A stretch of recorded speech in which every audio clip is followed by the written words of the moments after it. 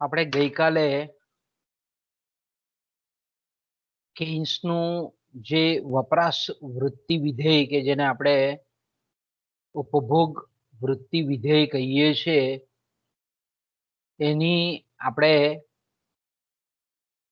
ગયા પીરિયડમાં ચર્ચા કરતા હતા અને ખાસ કરીને આપણે જાણીએ છીએ તે પ્રમાણે કે વપરાશ વૃત્તિને એટલે કે પરોક્ષ રીતે આપણે વિચારીએ તો આપણે એમ કહી શકીએ કે બચત વૃત્તિને અસર કરતા પરિબળો કયા કયા છે, નક્કી કરતા પરિબળો કયા કયા છે, નિર્ધારક પરિબળો કયા કયા છે. તો આપણે ગઈકાલે જોયું તે પ્રમાણે કે લોકોની વપરાશ વૃત્તિને અસર કરતા જે પરિબળો છે તેમાં મુખ્યત્વે આપણે જાણીએ છીએ તે પ્રમાણે કે આવક છે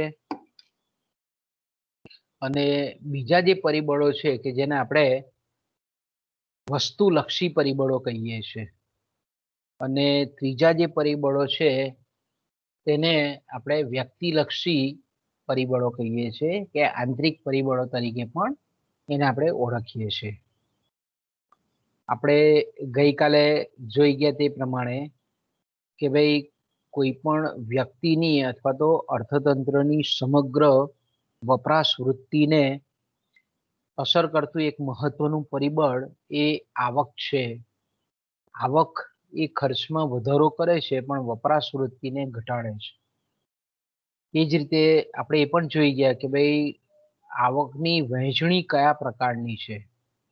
જો આપણે એમ કહીએ કે અસમાન વહેંચણી હોય તો વપરાશ વૃત્તિ નીચી હોય અને જો સમાન વહેંચણી હોય તો ઉપભોગ વૃત્તિ કે વપરાશ વૃત્તિ એ આપણને ઊંચી જોવા મળે છે.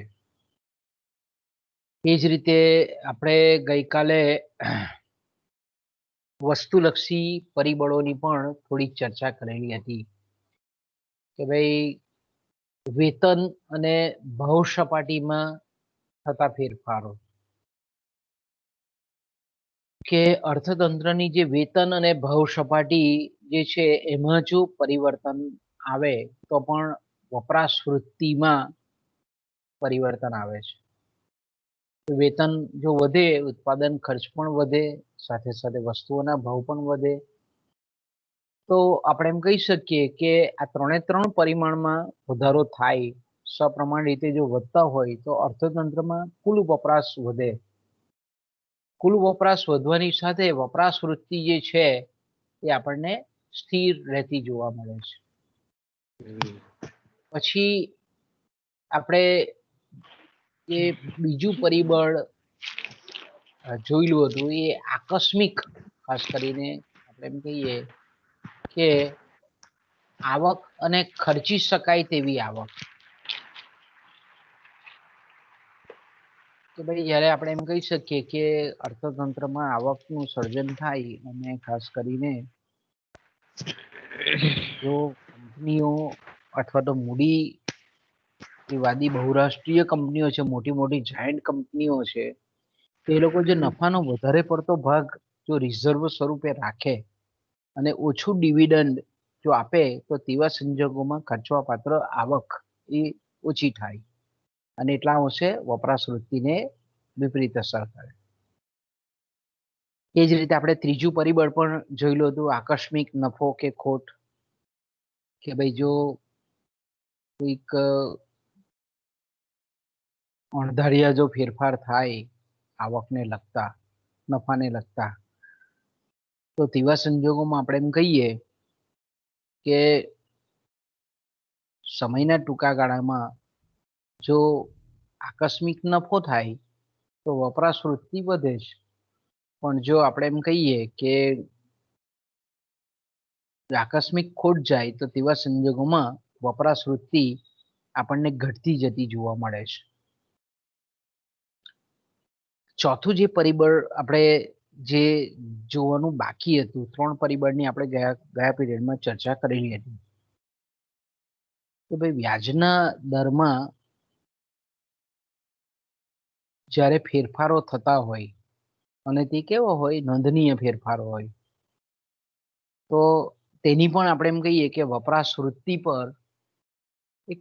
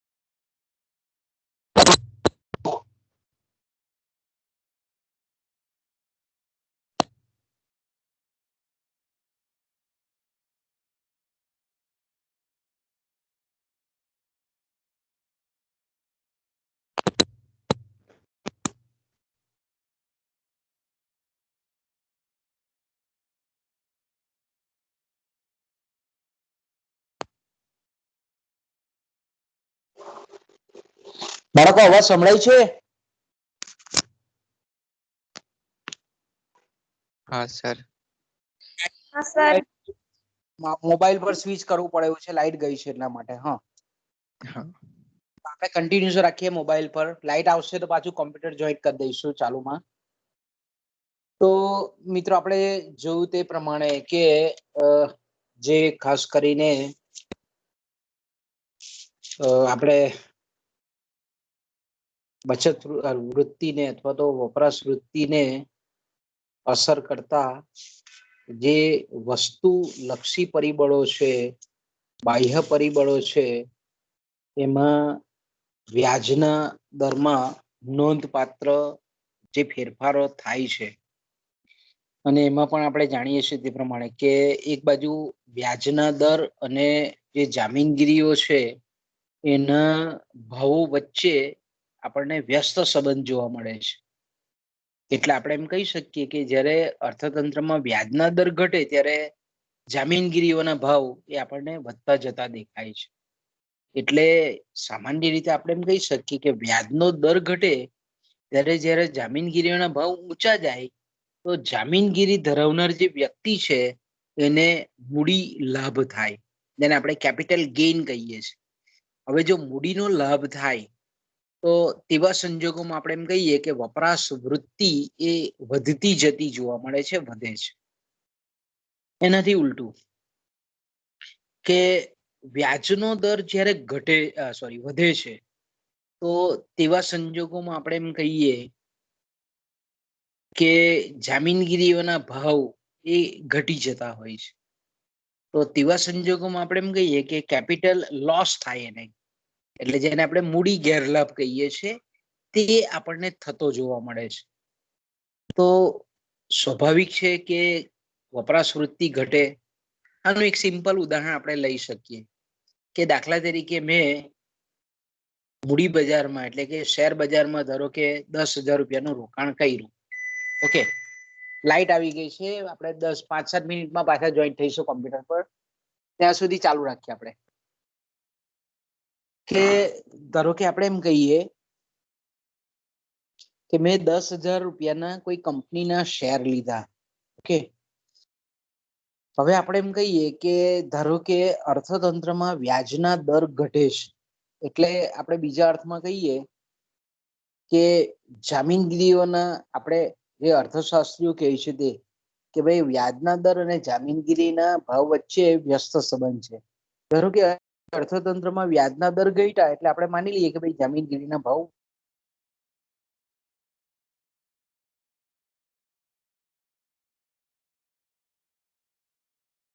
તો આવા સંજોગોમાં આપણે એમ કહીએ, બરાબર, આવા સંજોગોમાં શું થાય તો કે આપણે એમ કહી શકીએ કે મને કેપિટલ ગેઇન થયો, મૂડી લાભ થયો. હવે મને તો 10,000 રોકેલા હતા અને 30,000 રૂપિયા મળ્યા, તો હું શું કરું તો ભાઈ ખર્ચો ને બરાબર, કારણ કે મને 20,000 રૂપિયા વધારે મૂડીનો લાભ થયેલો છે, મારી મુદ્દલ રકમ કરતા 20,000 રૂપિયા વધારે કમાયો છે, એટલે હું ખર્ચ કરું. ઓકે, હવે ધારો કે એનાથી ઉલટી પરિસ્થિતિ હોય કે ભાઈ મેં 10,000 રૂપિયાના શેર લીધેલા હતા અથવા તો જામીનગીરી કોઈ લીધેલી હતી અને એના બજારમાં ભાવ ઘટી અને સીધા આપણે એમ કહીએ કે 1,000 રૂપિયા થઈ ગયા. તો મેં 10,000 રૂપિયા રોકેલા હતા, પણ એની સામે અત્યારે હું બજારમાં વેચવા જ જાઉં તો મને 1,000 રૂપિયા જ મળે છે, તો મને 9,000 જેટલો કેપિટલ લોસ થયેલો કહેવાય. તો હવે આપણે એમ કહીએ કે પૈસા ગુમાવેલા હોય, મૂડી લોસ કરેલી હોય, તો આપણી શું કરીએ છીએ, કરકસર કરીએ છીએ, બચત કરીએ છીએ, વપરાશ ઘટાડી દઈએ. એટલે આપણે એમ કહી શકીએ કે ભાઈ વપરાશ વૃત્તિને અસર કરતું પરિબળ એ વ્યાજનો દર મહત્વનો છે. બીજું આપણે જાણીએ છીએ તે પ્રમાણે કે ભાઈ પ્રશિષ્ટ અર્થશાસ્ત્રીઓ ખાસ કહેતા હતા તે પ્રમાણે કે ભાઈ અર્થતંત્રમાં વ્યાજનો દર જો વધે તો સ્વાભાવિક છે કે લોકો શું કરે, પૈસા હાથ પર નહીં રવા દે. પૈસા એ બેંકમાં કે જ્યાં વ્યાજનો દર વધારે મળતો હોય ત્યાંનું રોકાણ કરે, એટલે બચતો વધે. અર્થતંત્રમાં શું થાય કે જો આપણે એમ કહીએ કે વ્યાજનો દર વધતો હોય તો પ્રશિષ્ટ અર્થશાસ્ત્રીઓના મતે બચતોનું પ્રમાણ વધે, અને બચતોનું પ્રમાણ ઘટે એટલે સ્વાભાવિક છે કે વપરાશમાં પણ ઘટાડો થાય. એટલે ઇન શોર્ટ આપણે એમ કહીએ કે વ્યાજ અને વપરાશ વચ્ચે વ્યસ્ત સંબંધ આપણને જોવા મળે છે.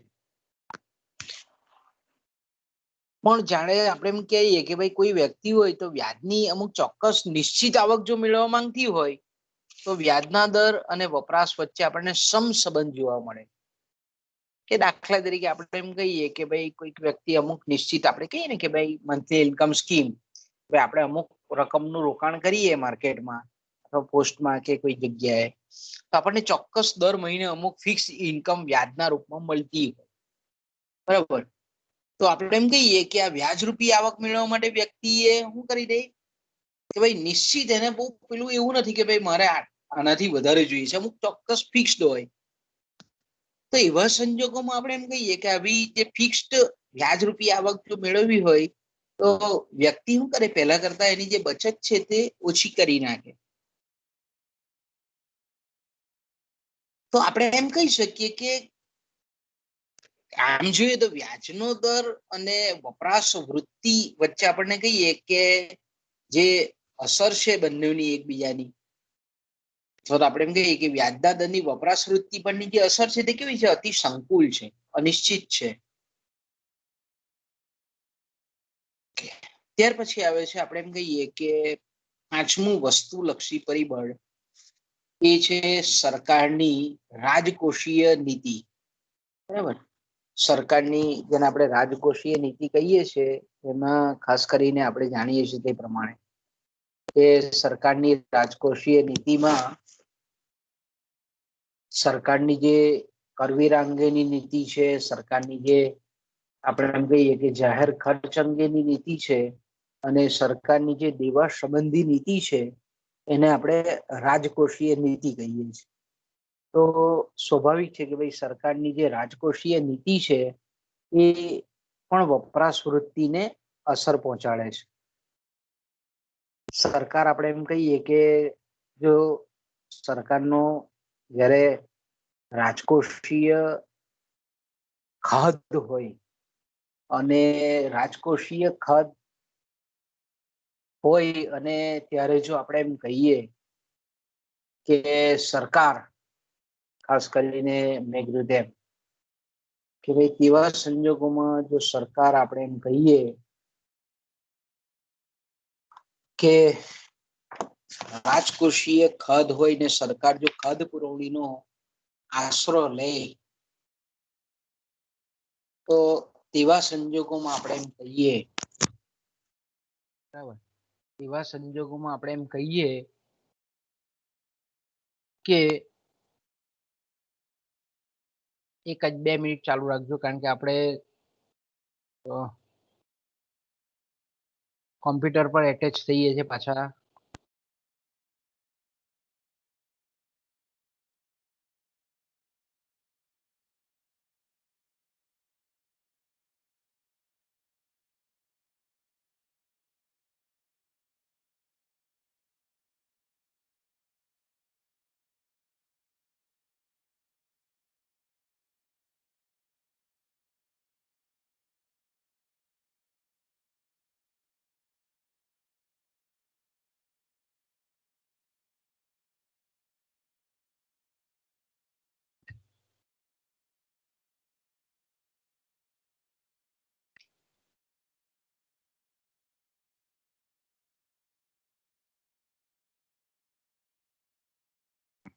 તો આપણે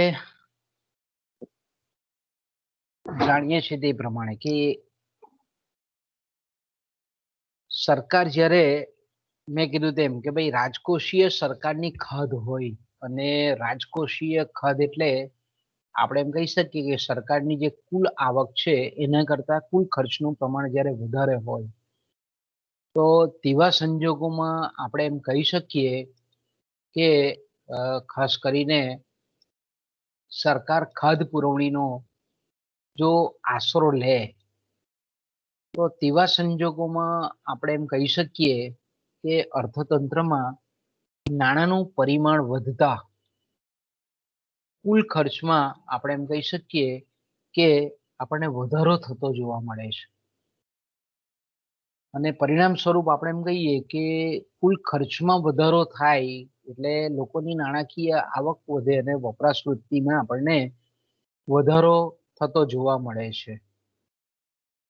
એ જ રીતે આપણે એમ બી કહી શકીએ કે ભાઈ દાખલા તરીકે સરકારે ધારો કે કરવેરાની નીતિ અપનાવેલી હોય અને તેવા સંજોગોમાં જો આપણે એમ કહીએ કે ઊંચા કરવેરા જો નાખ્યા હોય સરકારે તો આપણે એવું કહી શકીએ કે ઊંચા કરવેરા એટલે ખર્ચવા પાત્ર આવકમાં ઘટાડો. એટલે બીજા અર્થમાં જો આપણે એમ કેવું હોય તો લોકોની વપરાશ વૃત્તિમાં એ ઘટાડો થાય છે, કારણ કે લોકો ખર્ચી શકાય તેવી આવક છે એ પ્રત્યક્ષ કે પરોક્ષ કરવેરાના સંદર્ભમાં અથવા તો સરકાર કોઈ પણ પ્રકારના કરવેરા નાખી અને એ આવકને પાછી ખેંચી લે તો આપણે એમ કહી શકીએ કે લોકોની વપરાશ વૃત્તિ ઘટે છે.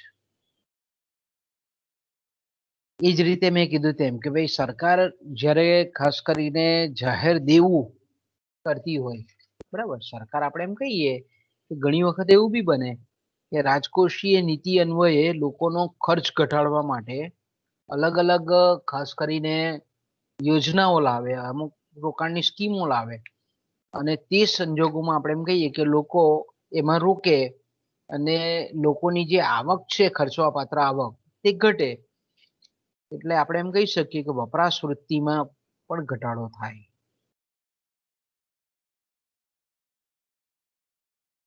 એ જ રીતે આપણે એમ કહીએ કે ઘણી વખત સરકાર દ્વારા જે ચીજ વસ્તુઓની વહેંચણી પર એક જાતની માપબંધી મૂકવામાં આવે.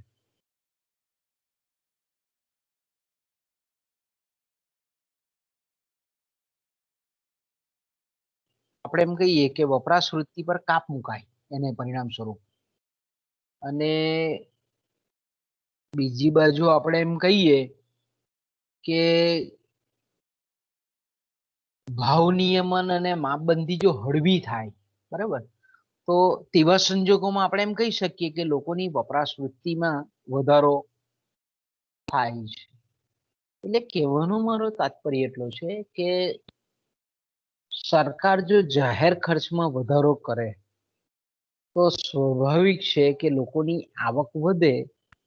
સરકાર આપણે જાણીએ છીએ તે પ્રમાણે કે ભાઈ માળખાગત સુવિધાઓ પાછળ ખર્ચ કરે, મોટા મોટા પ્રોજેક્ટો સાકાર કરે, તો એમાં રોકાયેલા જે ઉત્પાદનના સાધનો છે એને આવક મળે અને પરિણામ સ્વરૂપ એ લોકોનો વપરાશ વધે, વપરાશી ખર્ચ વધે, વપરાશ વૃત્તિમાં વધારો થાય. કરવેરાની જો નીતિ જો હળવી કરે, એટલે કે લોકોની જે આવક છે એનો ઓછો ભાગ જો કરવેરા સ્વરૂપે સરકાર પાસે જતો હોય તો લોકો એ વધારે ખર્ચ કરી શકે. એટલે આપણે એમ કહીએ કે ખર્ચ વૃત્તિ, વપરાશ વૃત્તિ, ઉપભોગ વૃત્તિ એ વધારી શકાય. સરકાર આપણે એમ કહીએ કે આંતરિક દેવું ઓછું કરે, તો તેવા સંજોગોમાં પણ આપણે એમ કહી શકીએ કે લોકો પાસે નાણું એ હાથ પર રહે, એટલે આપણે એમ કહીએ કે લોકો ચીજ વસ્તુ અને સેવાઓની માંગ વધારે, વપરાશ વૃત્તિ પર એની ચોક્કસ અસર થાય. ઓકે, તો આપણે એમ કહી શકીએ કે સરકારના જે રાજકોષીય પગલાઓ છે, તો એ રાજકોષીય પગલાઓ આપણે એમ કહી શકીએ કે ચોક્કસ રીતે વપરાશ વૃત્તિ અને બચત વૃત્તિને અસર કરતા જોવા મળે. ઓકે, છઠ્ઠું જે પરિબળ છે તે એ છે ભવિષ્યની આવક અંગેના અંદાજો. એ ઘણી વખત આપણે જાણીએ છીએ તે પ્રમાણે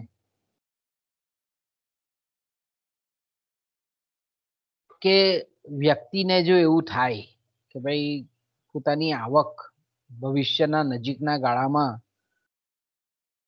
વધવા પામશે, તો વર્તમાનમાં એ વપરાશ વધારી દે. દાખલા તરીકે આપણે એમ કહીએ કે અત્યારે વરસાદ સારો છે, પાકનો ધારો કે ગ્રોથ સારો છે, અને જો ખેડૂતો એવું વિચારતા હોય કે ભાઈ આગામી 2-3 મહિનામાં જ્યારે કાપણીની સિઝન ચાલશે ત્યારે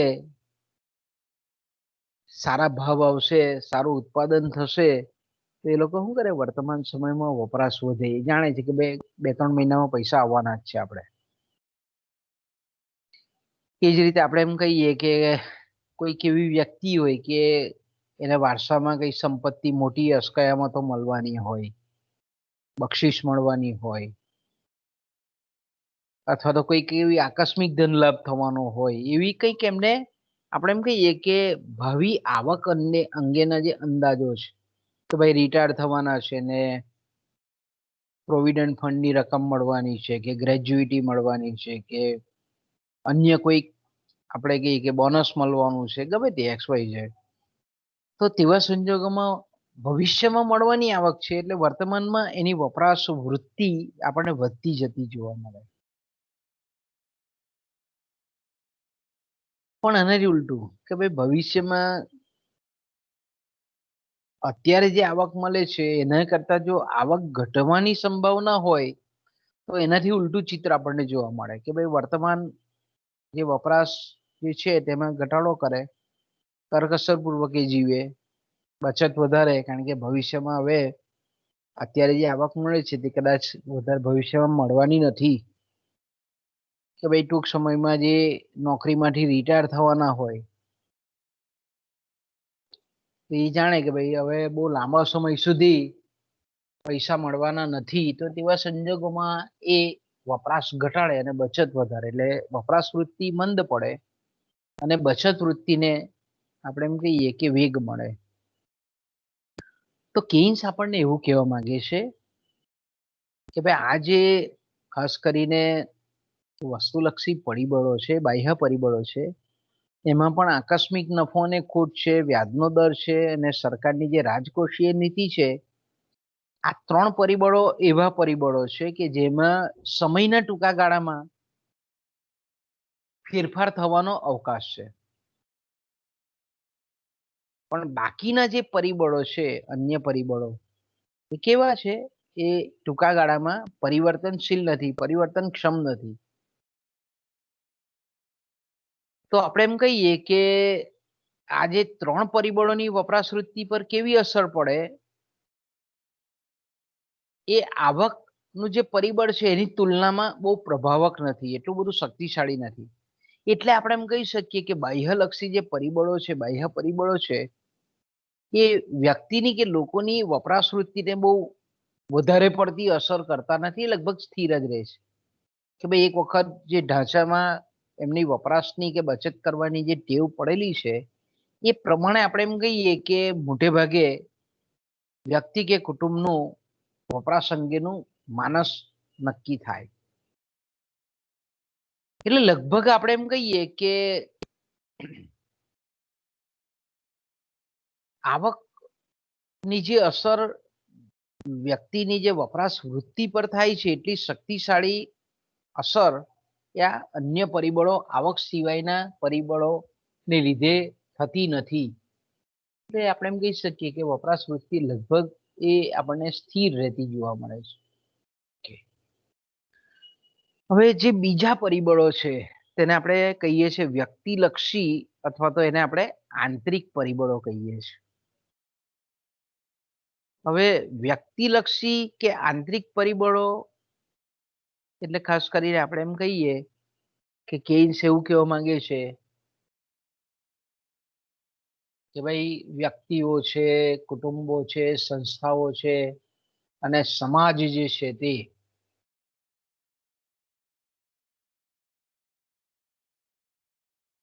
એ ખાસ કરીને એની આવકના સંદર્ભમાં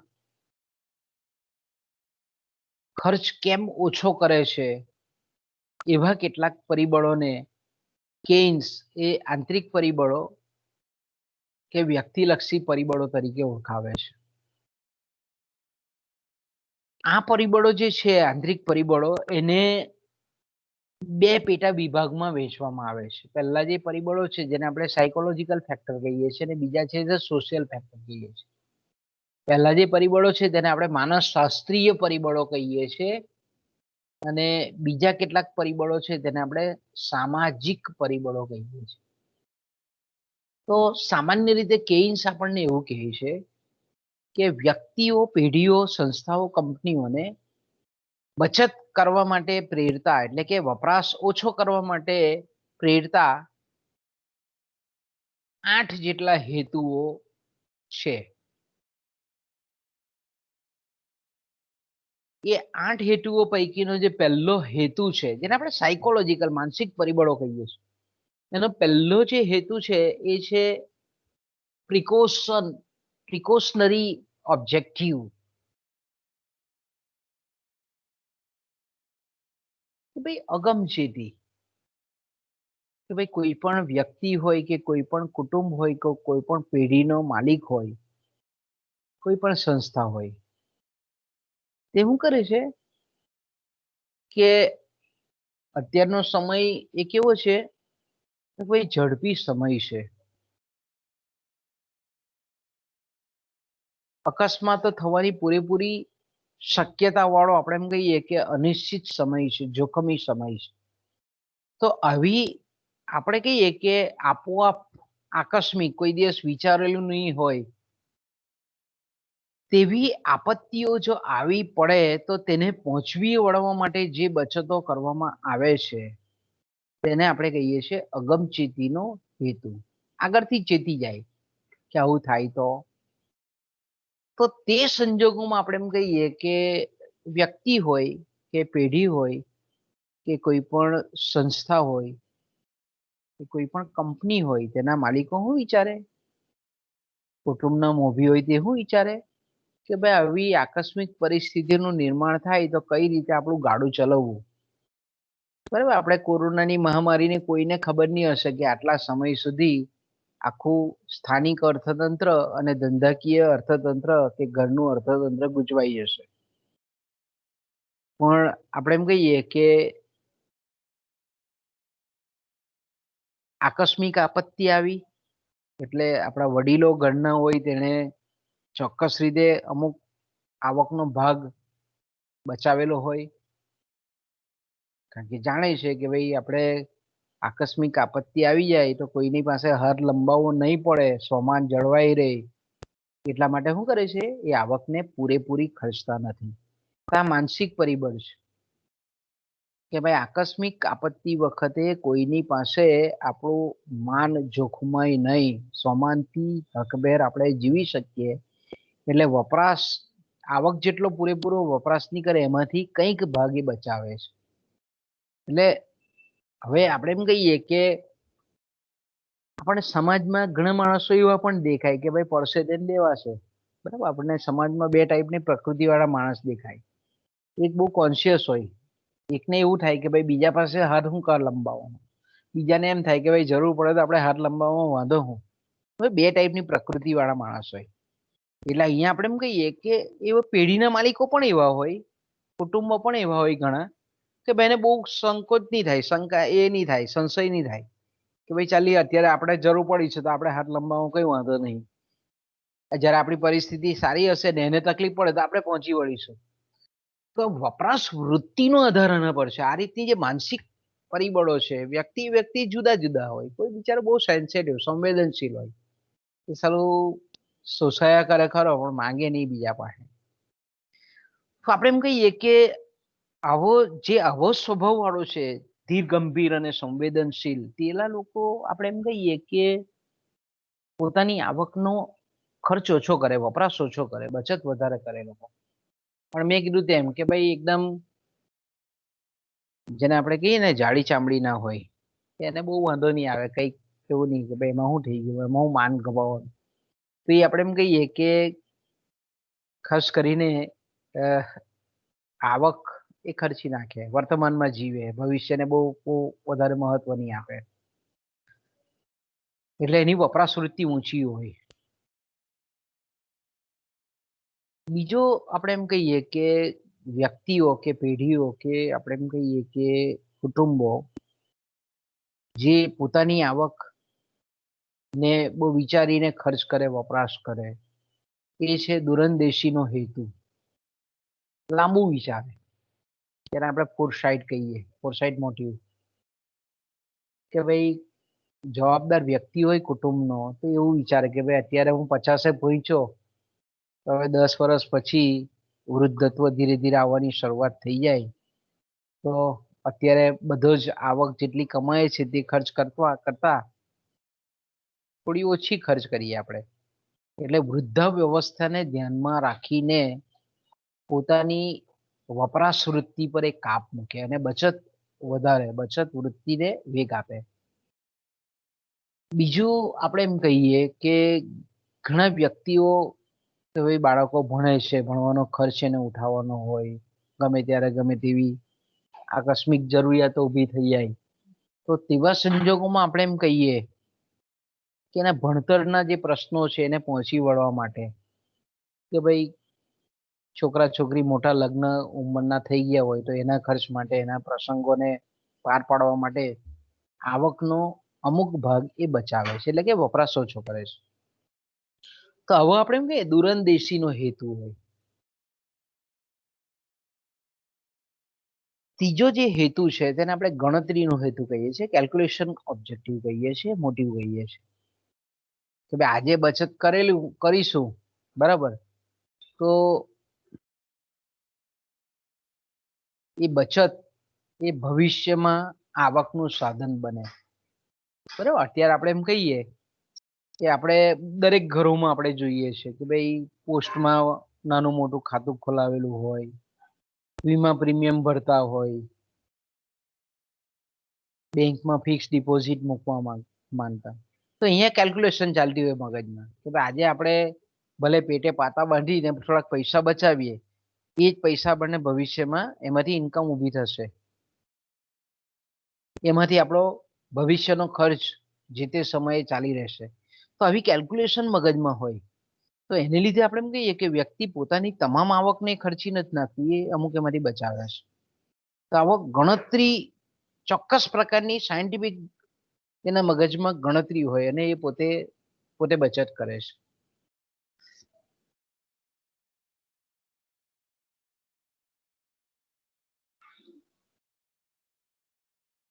ચોથો જે હેતુ છે તે ઇમ્પ્રુવમેન્ટ, સુધારણાનો હેતુ.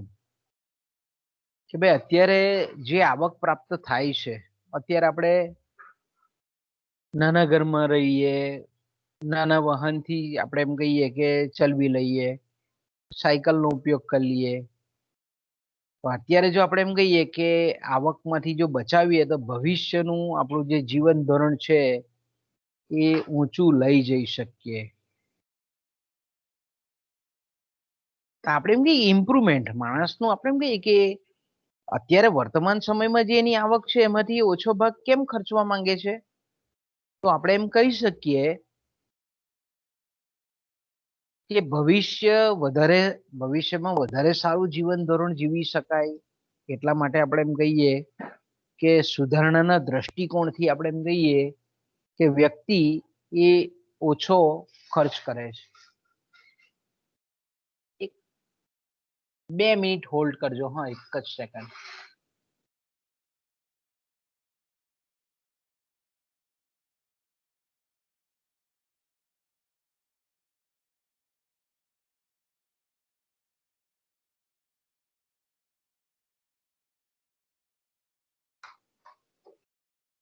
તો આપણે એમ કહી શકીએ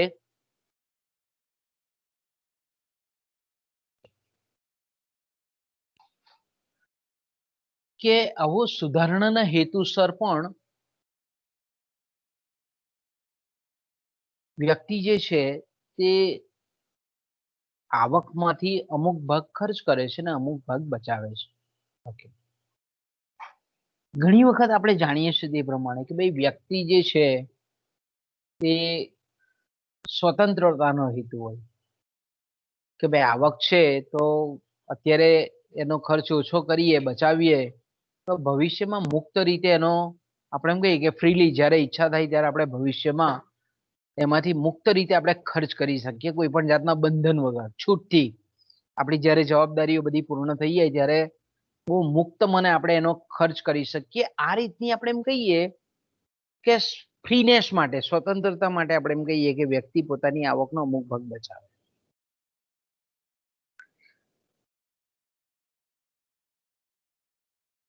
ખાસ કરીને આપણે એમ કહીએ કે પેઢીઓ કે ભાઈ ધંધાકીય આગળનો જે હેતુ છે ધંધાકીય સાહસનો હેતુ. કે ધારો કે કોઈક નિયોજક છે, કોઈક સાહસિક છે, તે અત્યારે ધંધો કરે છે પણ એનું કદ કેવું છે? નાનું છે, નાના કદનું એકમ છે. એ અત્યારે કમાઈને ઓછા ટર્નઓવરે, ઓછા નફાએ શું કરે છે? અત્યારે એમાંથી બચાવતો જાય અને ભવિષ્યમાં એવું વિચારે કે ભાઈ હું આ મારો જે આ એક દુકાન છે તેની હું 2 દુકાન કરીશ, એક ફેક્ટરી છે તેની હું 5 ફેક્ટરી કરીશ.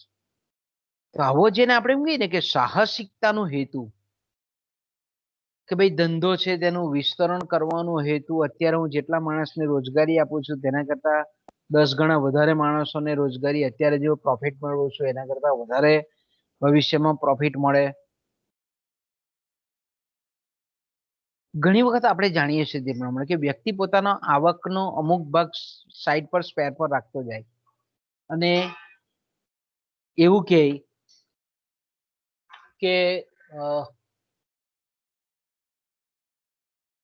ભવિષ્યમાં કોઈક એવી તક મળે, કોઈક પ્લોટ હોય કે કોઈક દુકાન હોય કે કોઈક સોના ચાંદી હોય કે જમીનગીરી હોય તો એમાં કેપિટલ ગેઇન કરવાનો આપણે એમ કહીએ કે ધ્યેયની સાથે એ અમુક નાણું બચાવે છે તો ભાઈ જ્યારે તક મળે ત્યારે ફંડ ઇન્વેસ્ટમેન્ટ કરી નાખે. તો આપણે એમ કહીએ કે આને ધંધાકીય સાહસનો હેતુ કહીએ છીએ. પછી આપણે એમ કહીએ ને કે ગૌરવનો હેતુ, કે ભાઈ આપણે ઘણી વખત નથી સાંભળતા વ્યવહારિક જગતમાં કે મારા બાપા તો કઈ મૂકતા નહીં ગયા પણ હું મારા છોકરાઓને સારો વારસો આપીશ. હવે આવો હેતુ હોય કે ભાઈ પોતાના સંતાનોને પોતે જે રીતે વારસો પ્રાપ્ત કરેલો છે એને કરતા વધારે પણ સંપત્તિ મળે એ હેતુસર એ કરકસર પૂર્વકથી જીવે, એ ઓછો વપરાશ કરે, આવકનો અમુક ભાગે બચાવે. અને ઘણા આપણે એમ કહીએ ને કે છેલ્લો જે હેતુ છે એને આપણે એક્સ્ટ્રીમ ગ્રીડ ઓફ વેલ્થ કહીએ છીએ, ધન લોલુપતાનો હેતુ. આવા પણ વ્યક્તિ હોય આપણને સમાજમાં જોવા મળે કે બહુ કંજૂસ હોય, એકદમ લાલચા, આમ પેલો શું કે લાલચું હોય, અતિશય આપણે જેને કહીએ ને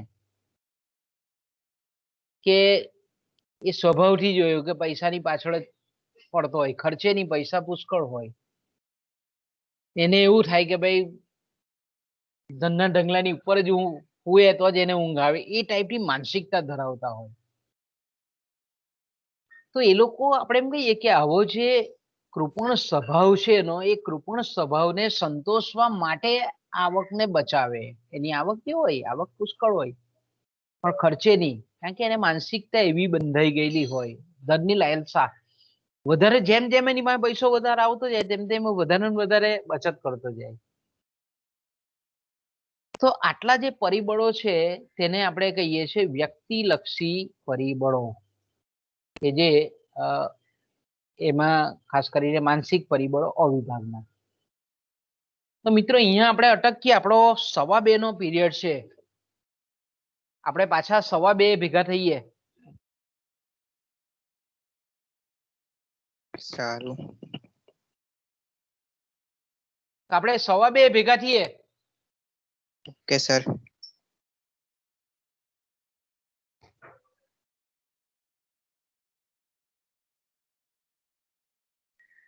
બરાબર ને બાળકો?